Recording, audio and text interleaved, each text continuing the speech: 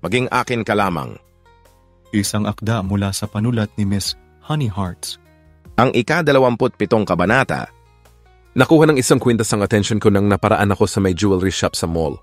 It's simple but elegant, and it has an infinite ring pendant. Si Natasha kaagad ang unang pumasok sa isip ko habang tinititigan ito. Siguradong babagay yan sa asawa ko. Napangiti ako. Hi sir, ano pong sa inyo? Tinuro ko ang napupusuan kong kwintas. Kinuha yon ng sales lady para ipatingin at ipahawak sa akin. May picture po ba kayo dyan sir ng pagbibigyan ninyo? Tumango ako at kinuha mula sa wallet ko ang picture ni Natasha. Kuha ito noong kinuhanan niya ako ng stolen shot ko kaya kinuhanan ko rin siya. Naalala ko tuloy yung mga panahong yon. The loveliest days of my life. Kung sana nga lang pwede pa kaming maibalik sa dati. Yung komportable kami sa isa't isa at wala siyang galit sa akin. Hindi tulad ngayon na titigan ko pa lang siya. Alam kong halos isinusumpa na ako ng mga mata niya. Ay, ang ganda naman po niya. Sigurado po akong babagay ito sa kanya at sobrang magugustuhan niya po ito. Napangiti ako sa opinion ng sales lady. Talaga? Yes naman po. Marahang tumawa at tumango ako. Sana nga ay magdilang anghel siya. Sige, kukunin ko na yan. Matapos mabili ang kwintas, bumaba na ulit ako sa ground floor at kinuha ang mga pinamili kong groceries at bumiyahe na pauwi ng bahay. Habang nagmamaneho, hindi ko maiwasang mapangiti habang tinititigan ang rectangular jewelry box na nilagay ko sa tabi ko. Sana nga ay magustuhan ito ni Natasha. I know it wouldn't be so easy to erase your anger and hatred towards me but I won't give up. Not until you forgive me, my wife. Sa totoo lang, wala naman talaga sa plano kong bilhin ito para sa kanya dahil ang balak ko lang naman sana sa pagpapamall ngayon ay bumili ng stocks namin sa bahay at mga lulutuin. Gusto kong maging full-time munang husband sa ngayon habang pinaghihilom ko pa ang sugat ng galit sa akin ng asawa ko.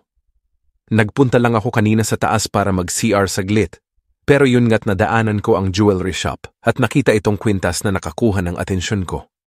Pinarada ko ang sasakyan sa garahe at daladala ang mga pinamili. Pumasok na ako sa bahay.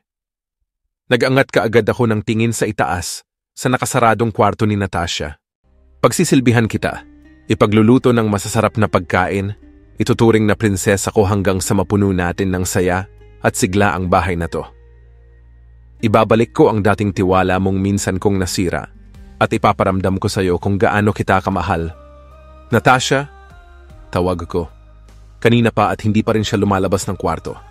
Alas 6:20 na ng gabi, natutulog pa rin kaya yon hanggang ngayon o pumunta na siguro ng bar niya? Inilapag ko sa kabisera ang mga pinamili at muling sinilip ang kwarto ni Natasha. Napapansin ko nitong mga nakaraang araw. Madalas siyang mag-half day sa opisina niya sa Win4 Apparel at umuuwi rito sa bahay tuwing tanghali para matulog. Tapos pagka alas 5 pagkagising niya, aalis ulit siya para pumunta ng bar niya. Ngayon, alas 6 na't hindi ko alam kung nakaalis na siya para pumunta sa N-bar o kung nasa kwarto pa rin at natutulog kaya minabuti kong umakyat para puntahan siya at alamin kung nandito pa ba. Natasha? Huling palapag bago ako tuluyang makarating sa taas. Nariyan ka pa ba? Kung nariyan ka pa, magluluto ako ng hapunan para sa'yo. May request ka bang ipaluluto sa akin? Masuyo kong tanong. Dumiretso ako sa tapat ng nakasaradong pinto at kumatok. Natasha? Wala pa ring sumagot. Akmang ipipihit ko na ang seradura ng pinto niya nang mapansin ko sa sahig ang isang knife cutter. Bumangon bigla ang takot at kaba sa akin sa maaari niyang gawin o baka naman ginawa na. Wag naman sana. Pinihit ko ang doorknob pero tulad ng lagi, naglalak si Natasha at alam kong kapag naglalak siya ng pinto ay nasa loob siya. She doesn't lock it when she's not around. Natasha, buksan mo tong pinto utang na loob. Pinagpipihit ko ang lock at pilit na isinisiksik ang tenga ko sa pinto para marinig o maulinigan man lang ang nangyayari at kung anumang ginagawa niya sa loob. Damn! Hindi na magkamayaw ang dibdib ko sa kaba. Pakiramdam ko, may gagawin kung anong hindi maganda ang asawa ko sa kanyang sarili. Natasha, alam kong nariyan ka sa loob. Buksan mo itong pinto. Natasha! Hindi pa rin talaga sumasagot. Natataranta na akong pinaghahanap sa bulsa ko ang spare keys ng pinto niya. At dahil sa kaba at sa dami ng mga susi sa keychain, hindi ko na tuloy matandaan kung saan dito ang para sa pinto ni Natasha. Nabuksan ko sa wakas ang pintuan at nagimbal ako sa nakita ko. What? Naisigaw ko habang hindi makapaniwalang nakatayo siya ngayon sa itaas ng kama at tila wala sa sarili. Balisang isasabit ang sarili partikular na ang leeg sa pinagtagpi-tagpi niyang kumot at belt na isinabit sa kisame para gawing patiwarikan. Kaagad ko siyang tinakbuhan para daluhan at pinigilan siya sa gagawin niyang pagbibigti. Natasha, huwag! Niyakap kong mahigpit ang mga braso ko papulupot sa kanyang baywang para ibaba siya sa kama at wag ituloy ang tangka niyang pagkitil ng sariling buhay. Huwag, Natasha, huwag mong gawin ito sa sarili mo. Humahagulgol ako habang yakap-yakap pa rin ang baywang niyang pinipigilan ko sa gagawin sana niya. Ba't ka pa dumating? Pabayaan mo na ako! Bitawan mo ako! Hayaan mo na ako! Galit na galit at umiiyak niyang sigaw at pilit na kumakawala. Hindi ko siya binitawan. Hindi ko siya bibitawan para gawin niya yan sa sarili niya. Hindi, Natasha, wag mong gawin ito. Nakikiusap ako sa iyo, wag mong gawin ito sa sarili mo. Bitawan mo ako! Sinabing bitawan mo ako! Buong lakas niya akong itinulak at dahil nang hihina ako, nagtagumpay siya. Wag na wag mo nang tatangkain pang lapitan at hawakan ulit ako. Natasha, hindi ko kakayanin kapag may nangyaring masama sa iyo. Natasha, nakikiusap ako, tigilan mo ito. Pagsusumamang pakikiusap ko. Hayaan mo na akong mawala sa mundong ito dahil wala na rin naman akong kwenta. Ipinakasal ako ng mga magulang ko na buong buhay ko'y inakala kong poprotekta sa akin pero nagkamali ako dahil pinakasal ako sa taong siya pa mismong nang dukot sa akin. For what? To save their name, their grace, and their damn business. Wala nang kwenta ang buhay ko dahil nawala rin sa akin ang taong mahal ko. Iniwan ako ni Leven. Napahigbi na lang ako dahil hinanghina na ako sa lahat ng mga sinabi niya. Tama siya. Dahil sa akin, sa ginawa ko nasira ang buhay niya. Tumayo ulit siya sa kama at akmang itutuloy ang naudlot na gagawin. Pero bago niya pa man magawa ulit yon, pinigil ko siya. Hinawakan kong mabuti sa baywang para ibaba sa kama. Pagkatapos ay sinira ko ang ginawa niyang patiwarikan. Sinira ko lahat para hindi na niya matuloy pa ang gagawin. Bakit mo ginawa yon? Bakit? Sana hinayaan mo na lang ako. Pinaghahampas niya ang dibdib ko habang umiiyak sa galit. Hindi ko hahayaang gawin mo yon. Asawa kita, Natasha. Asawa kita kaya hindi ako papayag na ituloy mo ang pagkitil sa sarili mong buhay. Asawa? Naging asawa mo lang ako dahil tinulong mo ako ng sapilitan. Hindi ako nakasagot. Napayuko ako at tuloy-tuloy sa pagwawala ang mga luha ko. Kinulong mo ako. Puno ng pagkasuklam niyang sinabi at lumapit ulit sa akin. Kinulong mo lang ako and damn my parents for marrying me off to the very man who abducted me. Natasha, I'm so sorry. Sorry? Ano pang magagawa ng sorry mo, ha? Nag-aapoy sa galit na pinaghahampas ulit niya ako. Alam mo bang dahil sa'yo at sa pagkulong mo sa akin, nagka-trauma ako! Tuwing nakikita kita, tuwing hinahawakan mo ako, o kahit marinig ko man lang ang boses mo, pinaalala lang ang mga ginawa mo sa akin. Nilakasan pa niya ng nilakasan ng panghahampas at sinamahan pa ng pananampal. Hinang-hina ako, pakiramdam ko. Lahat ng lakas ko sinisip-sip lahat ng mga masasakit pero totoong mga salita niya sa akin. Ano bang dapat kong gawin para mapatawad mo ako? Patawad? Ni sa ginadap, wag mo nang iisipin na mapapatawad pa kita dahil hindi ko kayang ibigay sa'yo yon. Hindi sa tulad mo, Chance. Kung hindi mo ako mapapatawad, anong dapat kong gawin para wag mo na lang tangkain ulit na tapusin ang buhay mo? Umalis ka sa buhay ko o ako ang hayaan mong umalis mula sa impyernong bahay na ito.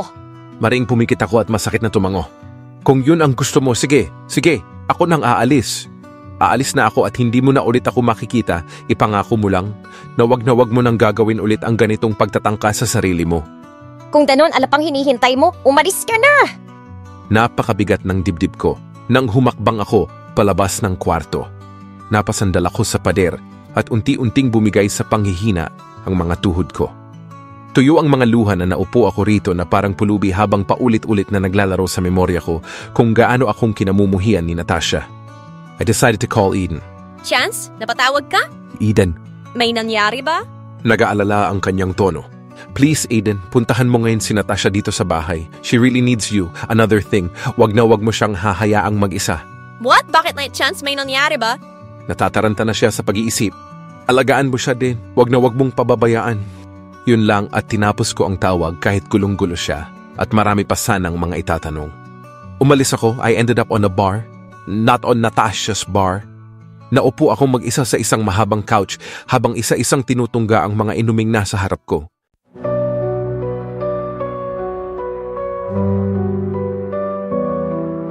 Staring at the moon like night she dances on the floor. Memories keep flooding, can't take it anymore. Whispers of the night bring echoes from the past. Promises we made, a love that didn't last. Pagkat na natawa ako nang sumabay pa talaga ang malungkot na musika sa napakalungkot na pinagdaraanan ng puso ko. I hear your voice call. Walls that saw our passion now witness our fall. Fragile like a teardrop, it glistens in the air. Tonight I'm just Pakiramdam ko tuloy tumutugma yung tugtog sa sakit ng nararamdaman ko ngayon, pambihira. when love fades like the setting sun, holding on to moments when we were one. Heartbreak sings a lonely lullaby. In the end we just say goodbye. Tumungga ulit ako ng isa pang bote ng alak habang tumutuloy-tuloy sa pagwawala ang mga luha ko. We found running through the autumn leaves, cold beneath my feet, lost in a reflection where love and sorrow meet. Dinukot ko rin mula sa bulsa ang kwintas na kabibili ko lang para sana ibigay sa kanya. Pero ngayon, tingin ko hindi ko na yata talaga maibibigay sa kanya to. Ngayong alam kong galit na galit at kinamumuhian niya ako. It's like the setting sun, holding on to moments when we were one. Heartbreak sings a lonely lullaby. In the end we just say goodbye. Paulit-ulit ko pa rin naririnig hanggang ngayon ang namumuhi niyang tinig. Para akong sinasaksak sa sakit? Tao lang naman ako nagkakamali, pero bakit pakiramdam ko ngayon maling-mali na nabuo pa ako dito sa mundo? Napakalaki kong gago. Ang laki-laki ng kasalanan ko kay Natasha, at kahit yata ano pang gawin ko, hinding-hindi na niya ako mapapatawad. Walang kapatawaran ang kagaguhang nagawa ko. Sinira ko ang buhay ng kaisa-isang babaeng minahal ko, at ngayong gabi, muntik pa niyang kitilin ang sariling buhay. At dahil yon lahat sa akin sa pagkakamaling nagawa ko. Ang mga tulad ko'y hindi nararapat ng anumang pagpapatawad at kaligayahan sa mundo. Sa sakit ng loob na itapon ko ang hawak na bote ng alak kasabay ang kwintas. Wala akong anumang karapatan kay Natasha dahil sinaktan ko siya. Hindi ko alam kung ilang sandali pa akong nanatili sa loob ng bar na yon, at nang lumabas ako, dagan-dagan ko pa rin ang bigat ng loob na pasan ko. Now I'm homeless. Natasha wants me to leave, so I will leave. When love fades like the setting sun, holding on to moments when we were one. Heartbreak sings a lonely lullaby. In the end we just say goodbye.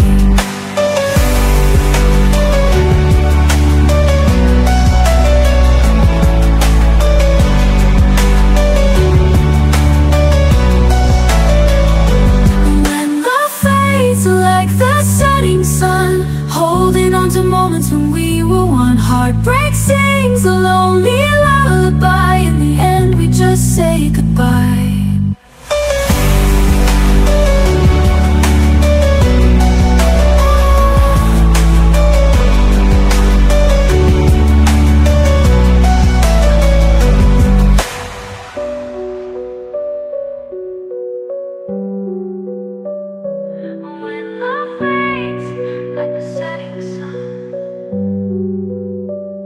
Itutuloy. Abangan ang susunod na kabanata.